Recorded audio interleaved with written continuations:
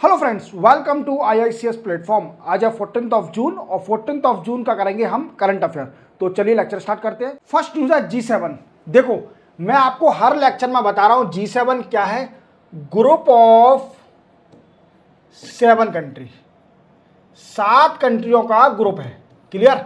अब ये 1975 में ग्रुप ऑफ 7 बना था। क्लियर। और इसमें जितनी भी डेवलप्ड कंट्रियां हैं वो मेंबर है। What I means, develop countries की मेंबर है।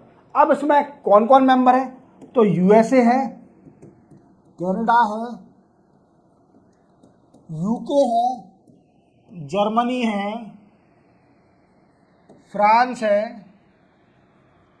इटली है।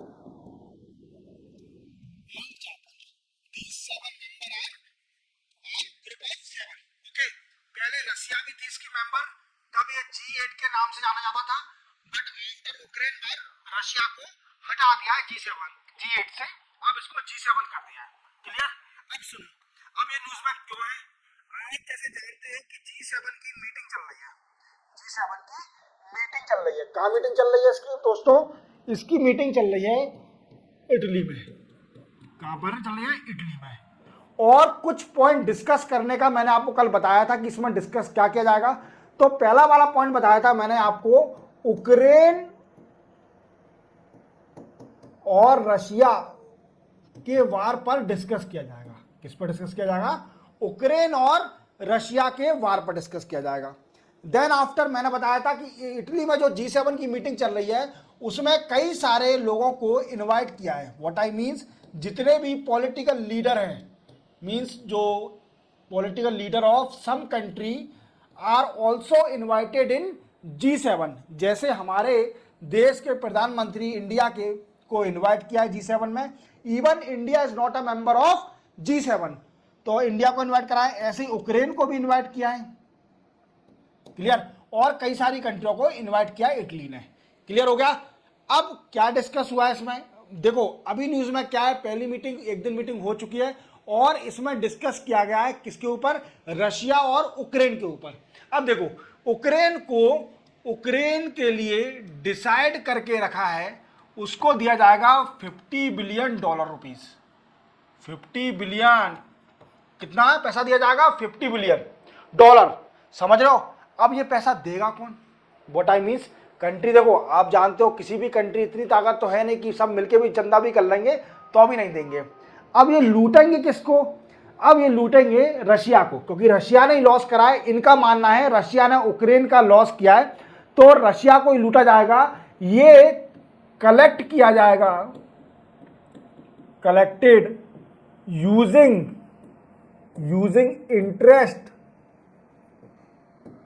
from sovereign asset of Russia frozen after war। ठीक है, वार के बाद रशिया का जो सॉवरेन असेट था उसके इंटरेस्ट से यूक्रेन की भरपाई करी जाएगी। $50 बिलियन उसको दिया जाएगा कि वो अपने देश की भरपाई कर पाए जो कि रशिया ने उसका लॉस किया है। अब क्या हुआ था? सॉवरेन असेट क्या होता है? तो दोस्तों, रशिया ने विदेश में कई सारे बॉन्ड, शेयर, चीजों को होल्ड करा होगा। व्हाट आई मीन्स, ETC, ऐसे कई सारी चीजों को होल्ड करा होगा जो कि वेस्टर्न कंट्री ने इसको फ्रीज कर दिया है, फ्रोजन कर दिया है, फ्रीज कर दिया है इसके असेट को। अब इससे जो वेस्टर्न कंट्रियां हैं, इनके असेट से, रशिया के असेट से इंटरेस्ट कमाएगी और वो देगी यूक्रेन को। तो ये गलत है? गलत है कि नहीं है? ठीक है, अब उनकी मनमर्जी चल रही है वेस्टर्न कंट्रियां, क्योंकि पूरी वेस्टर्न कंट्रियां यूक्रेन के साथ है, रशिया के साथ मीन्स बहुत ही कम कंट्रियां हैं। और इंडिया का तो स्टैंड हमेशा न्यूट्रल ही रहता है, इंडिया किसी के साथ नहीं है। पहला तो ये पॉइंट याद रखना, ठीक है, कि $50 बिलियन दिया जाएगा यूक्रेन को using interest from sovereign asset of Russia that was frozen by the western country in 2023 after Ukraine और रशिया वार। क्लियर हो गया इतना? अब देखो दूसरा पॉइंट क्या बोला है, कि यूक्रेन ने क्या किया है, एक 10 साल की डील साइन करी है। Ukraine had sign 10-year deal with Japan. इस डील से जापान यूक्रेन को $4.5 बिलियन देगी। $4.5 बिलियन देगी। कितना देगी? $4.5 बिलियन देगी। ये एक तरह से यूक्रेन भीख नहीं मांग रहा है कि मुझे बचा लो, मुझे पैसा दो, मुझे बचा लो कैसे भी करके रशिया से। रशिया ने हालत ख़राब कर दी है, अभी तो स्टार्टिंग है। चलते अपन देखो, पहले तो 10 साल का एक डील साइन करी है जापान के साथ यूक्रेन ने, और उसमें जापान $4.5 बिलियन देगी किसको? यूक्रेन को। इसी के साथ यूक्रेन एक लॉन्ग टर्म डील भी साइन कर रहा है। Long term deal with USA. Long term deal with USA for security के लिए लॉन्ग टर्म डील भी साइन करेगा यूक्रेन रशिया के साथ। तो आपको 3 पॉइंट याद रखने हैं।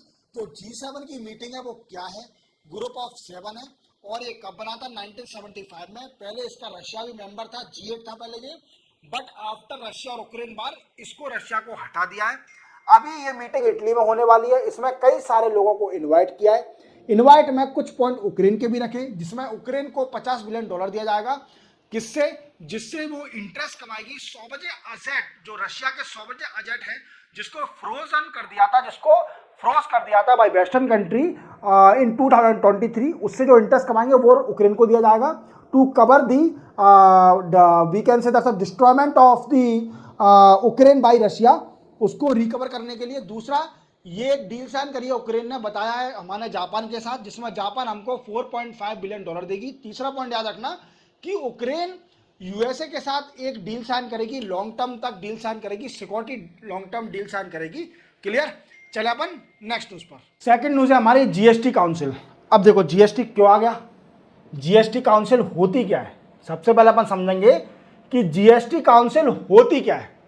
देखो, आपको मालूम है कि गुड्स एंड सर्विस टैक्स अपने इंडिया में आ चुका है, ठीक है, पहले आ गया था। देन आफ्टर उसमें एक काउंसिल बनी थी। क्या बनी थी? काउंसिल। इसमें क्या होगा कि टैक्स डिसाइड करा जाएगा, और इंडिया में अभी इसकी 22 जून को मीटिंग होनी है। 22 जून को मीटिंग होनी है, और आफ्टर 8 मंथ, 8 महीने बाद ये मीटिंग हो रही है जीएसटी काउंसिल की। क्लियर? और इसमें जितने भी टैक्स हैं स्लैब, उनके बारे में डिस्कस किया जाएगा। That is called a GST council. Okay, अब न्यूज़ क्या है? देखो, जीएसटी काउंसिल क्या होती है पहले समझ लेते हैं हम। जीएसटी काउंसिल ऐसी काउंसिल है जो कि टैक्स डिसाइड करती है, goods and service tax. Okay, अब इसके मेंबर कौन कौन होते हैं? तो देखो, सबसे पहला जो हेड करता है, जो चेयरमैन होता है, वो होता है यूनियन मिनिस्टर ऑफ फाइनेंस। ये होता है दोस्तों इसका chairman. Union minister of finance या chairman of GST council. Clear? Then after second member कौन होते हैं? सेकंड होता है union minister of state charge of revenue और फाइनेंस। दूसरा मेंबर कौन होगा कि जो यूनियन मिनिस्टर ऑफ स्टेट है, जिसको रेवेन्यू का चार्ज है और फाइनेंस का चार्ज है, मिनिस्टर ऑफ स्टेट यूनियन में, वो इसका दूसरा मेंबर होगा। और तीसरे मेंबर होंगे सारी स्टेट के, all state minister of finance और मिनिस्टर डिसाइडेड बाय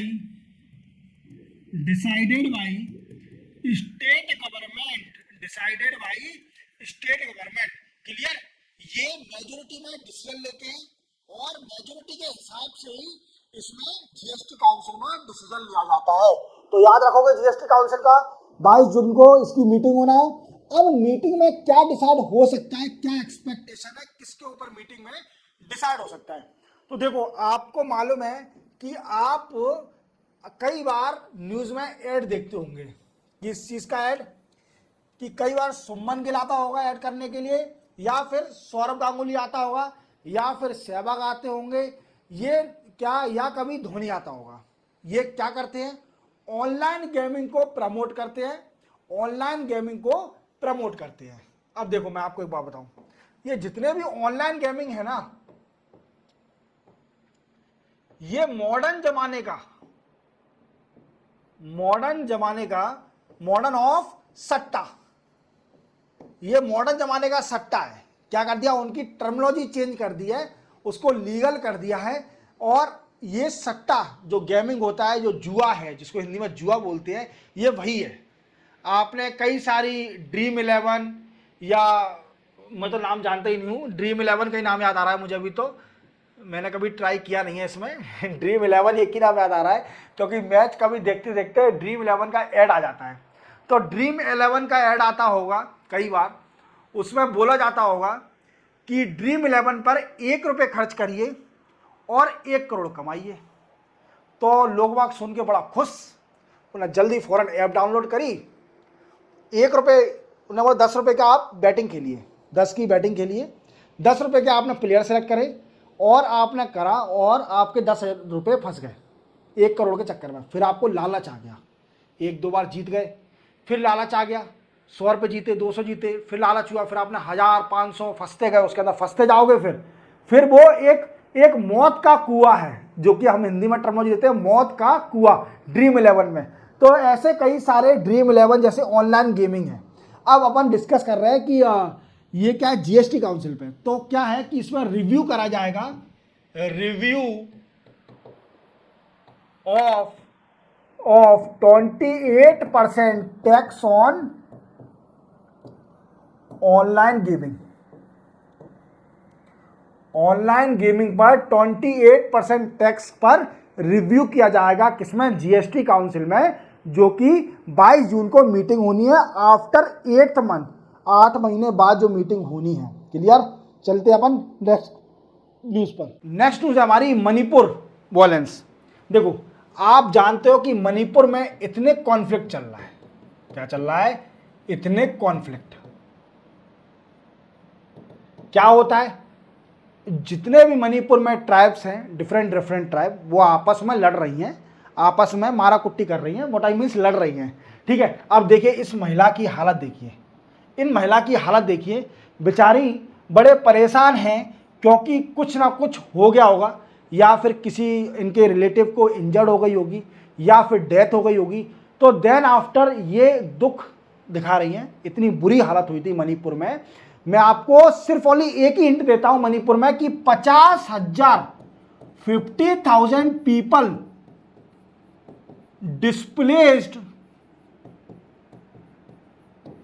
डिस्प्लेस सो फार। अभी तक 50,000 लोग बागों का डिस्प्लेसमेंट हो चुका है। कितना हो चुका है, 50,000 लोगों का डिस्प्लेसमेंट हो चुका है अभी तक। अब क्या हुआ है कि अभी लेटेस्ट एक डिस्ट्रिक्ट है जिसका नाम है जिरबम डिस्ट्रिक्ट इन मणिपुर में एक जिरबम डिस्ट्रिक्ट है, वहां भी लेटेस्ट कॉन्फ्लिक्ट हुआ है, इतने कॉन्फ्लिक्ट हुआ है जिसमें 1,000 लोगों का 1,000 पीपल डिस्प्लेस्ड हो गए हैं, डिस्प्लेस्ड फ्रॉम देयर हाउसेस। आप देख रहे हो कितनी बुरी हालत चल रही है मणिपुर में, और अभी तक मुझे नहीं लगता इसमें कोई एक्शन हो रहा है, ना गवर्नमेंट की साइड से, ना यूनियन गवर्नमेंट की साइड से एक्शन चल रहा है, पर इतना इफेक्टिव एक्शन मुझे नहीं दिख रहा है कि इसको रोका जाए जल्दी से जल्दी। और इतने ट्राइब्स जो लड़ रही हैं, इन्होंने इतनी बुरी हालत कर दी है कि अभी तक 50,000 लोग बाग डिस्प्लेस्ड हो चुके हैं, समझ लो आप। और मर कितने गए हैं, मतलब we can say we do not have a proper data of the government that how much of people died due to इतने कॉन्फ्लिक्ट इन मणिपुर। क्लियर। अब देखो, अब इसमें क्या करा है कि मणिपुर गवर्नमेंट एक एक्शन लिया है, मणिपुर गवर्नमेंट ने एक्शन लिया है to setup the cabinet sub committee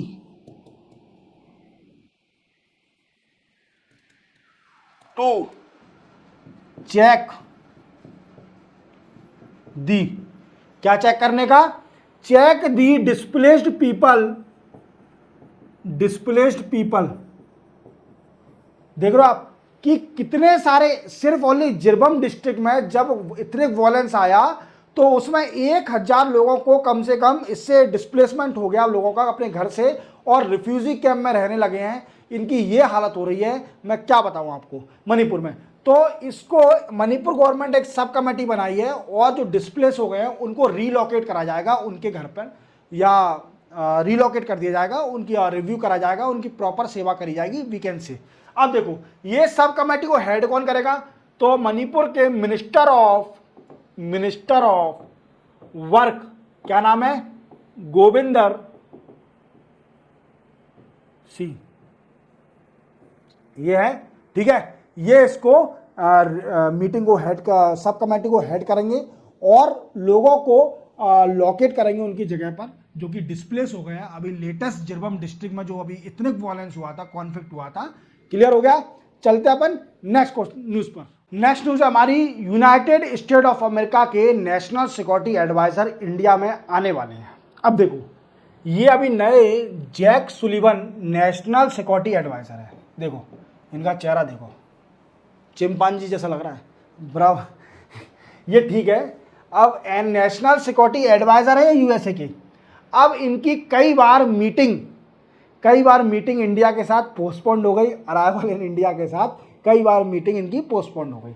अब पोस्टपोन के साथ अब इनका कंफर्म हो गया है कि इंडिया में ये आने वाले हैं, इंडिया में अराइव करने वाले हैं। अब इसमें हमें ये जानना है, ये तो ठीक है आएंगे, इंडिया स्वागत करेंगे इनका अच्छे से, बट हमें समझना है कि ये आके करेंगे क्या, इनका काम क्या होगा। तो देखो सबसे पहला काम होगा इनका, India USA cooperation on emerging technology,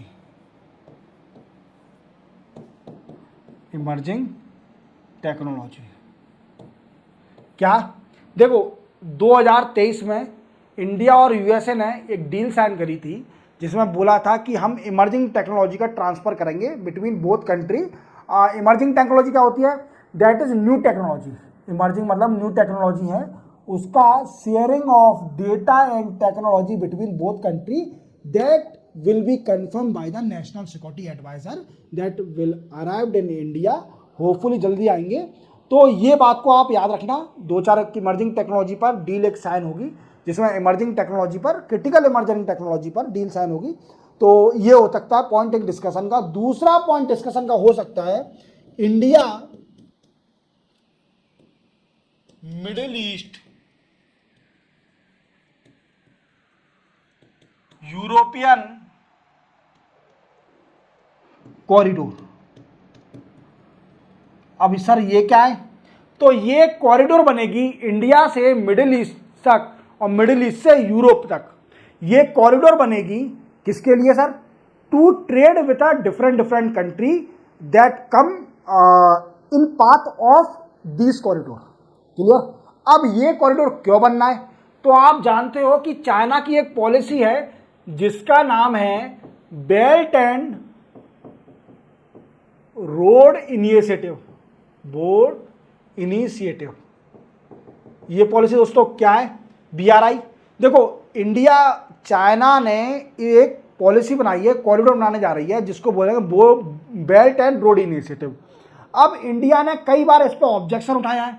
objection क्यों उठाया है, क्योंकि ये POK से पास होगी, पाकिस्तान ऑक्युपाइड कश्मीर से पास होगी, और आप जैसा जानते हो कि Pakistan occupied Kashmir is a critical और integral part of India, India का पार्ट है, कोई दूसरा देश इसका गलत इस्तेमाल नहीं कर सकता, समझ में आ रहा है।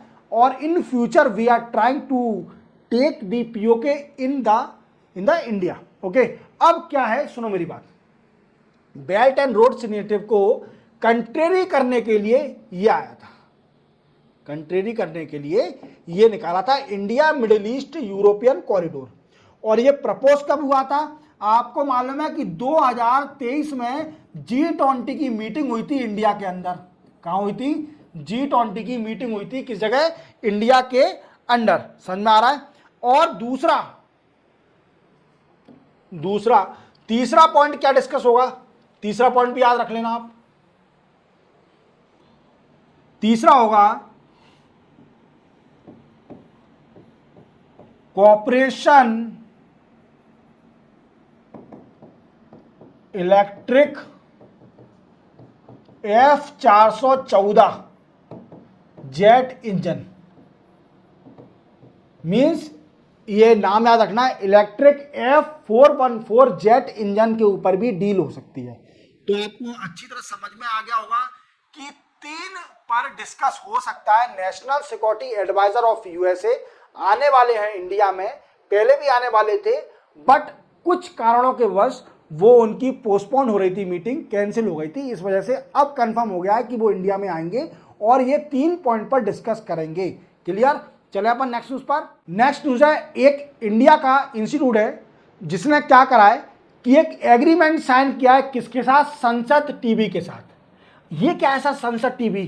कुछ नए बच्चे सोच रहे होंगे कि सर संसद टीवी तो पहली बार सुन रहा हूं मैं। तो देखो, आपने सुना होगा पहले लोकसभा टीवी और राज्यसभा टीवी। क्या सुना होगा? लोकसभा टीवी और राज्यसभा टीवी, इन दोनों को जोड़कर एक संसद टीवी नाम से एक चैनल बना दिया। दीज आर द संसद टीवी। तो इतना तो आपको पता चल गया होगा। ठीक है, अब क्या है कि जे इग्निशिया मींस इंदिरा गांधी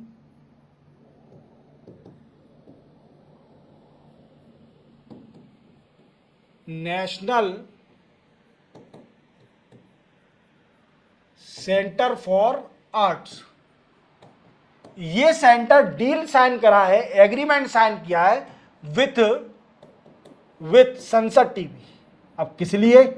अब आप समझ पा रहे होंगे कि आर्ट वर्ड आ गया है, तो ये किस लिए? आर्ट एंड कल्चर का एक सेंटर है।